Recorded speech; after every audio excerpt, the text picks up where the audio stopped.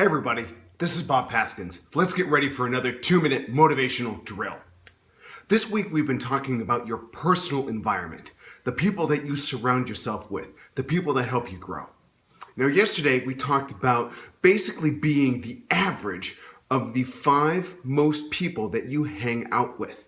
So you should choose those people wisely and well. Today, I would like to speak about associating yourself with people who will help you grow, who will elevate your game. Now, I have actually a recent story for you. This happened yesterday. Our 10-year-old son, Cody, is taking up golf for the first time. And you know what? He's liking it.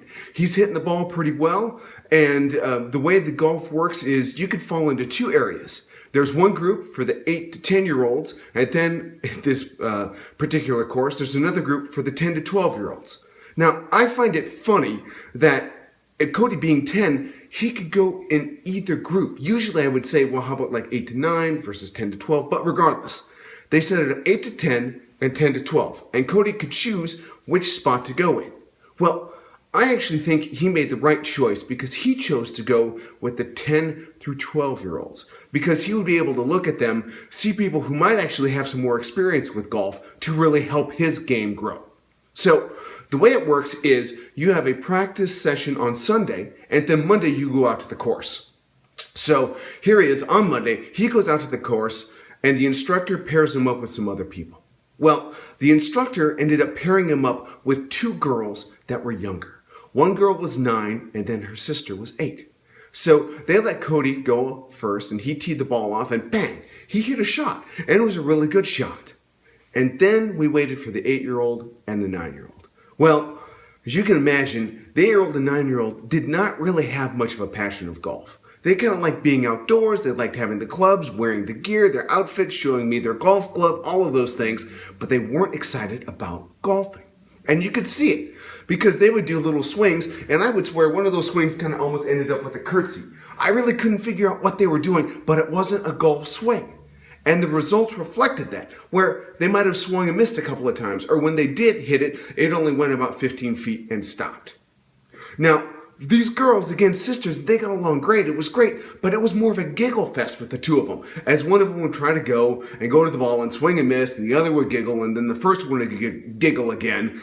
And so just a little giggle fest. And even during one of the shots, one of the girls took the golf club, kind of stuck it between their legs, and rode it like a hobby horse all the way down to the next shot. Well, Cody was watching this. He was waiting to hit his next shot, and it took a while before he could hit his shot where the girls could catch up to him. But even in that brief amount of time, it had completely changed his environment. Where from that point, after having good form on his first shot, his next shots started emulating his environment. He wasn't focused as much. His swings weren't as good, and the results didn't carry up. He actually lowered himself to the environment of the 2 girls. Now, typically, what happens is you have a time limit to play, and we'll play anywhere between 4 to 6 holes of golf. But after 3 holes, these girls, because it took them a long time between the shots, were done.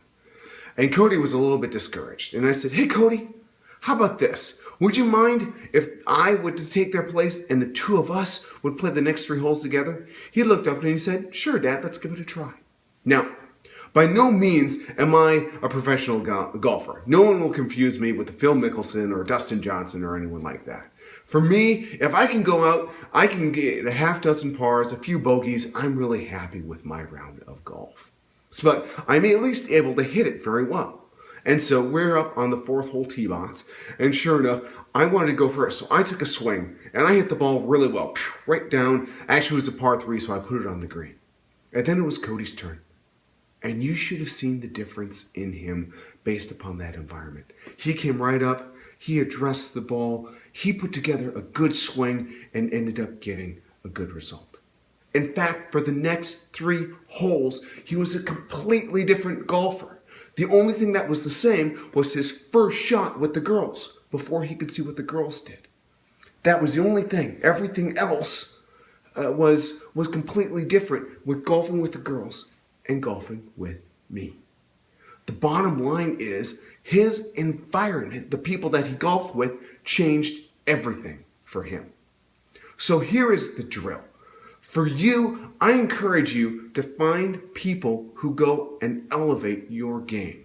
People who push you to grow. Maybe people who are even one step ahead, which you can follow them on that growth curve. I encourage you to find them, but not only to find them, to partner with them, to form accountability with them. Third, check in with them. Go through life with them on a routine basis. Let's celebrate their results. Let's ask them good questions. Let's get good coaching. And most importantly, you will see that there will be growth happening for the two of you together. So, finding the right people is a challenge, but finding the right people will greatly elevate you and elevate your game in your business, in your career, or in your sales goals. So, that's Bob Paskins for the 2-minute motivational drill, encouraging you to engage in life, to let your light shine, and to be a champ. Thanks, everybody.